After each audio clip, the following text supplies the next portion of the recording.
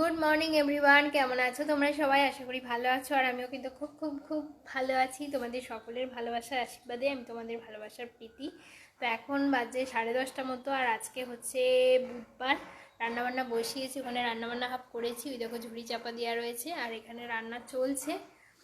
আজকে রান্না করেছি বেগুন আলু বড়ি দিয়ে তরকারি, ডিম সিদ্ধ, উচ্ছে আলু ভাজা, আর তার সাথে এখানে লাস্ট রান্না হচ্ছে ঢেঁড়সের ঝাল, তার জন্য পেঁয়াজ ভাজছি। অনেক কিছুই রান্না করেছি আজকে টুকটাক করে। আর আজকে সকাল থেকে এত ঘুম পাচ্ছে বন্ধুরা, যে কি বলবো। এই গরম এলে মনে হয় একটাই সমস্যা প্রত্যেকের হয়, এত ক্লান্তি লাগে, এত আলসি লাগে। কিন্তু কি করব, কাজ তো করতেই হবে, যার যেটা কাজ সেটা তো করতেই হবে। ছেলেদের যেমন বাইরে কাজ, মেয়েদের তেমন রান্নাঘরে রান্নার কাজ, ঘরের কাজ, এগুলো তো সামলাতেই হবে। তো কাদের কাদের এরকম গরমকালে এরকম আলসেমি আসে একটু কমেন্টস করে জানাও তো। আমার আসে না সচরাচর, আমি অনেক কাজ করি সারা বছর, মানে ঘরের সংসারে প্রচুর কাজ করি, তোমরা সেগুলো ব্লগে দেখতেই পাও। অনেক রাত পর্যন্ত জেগে থাকি, কাজ করি।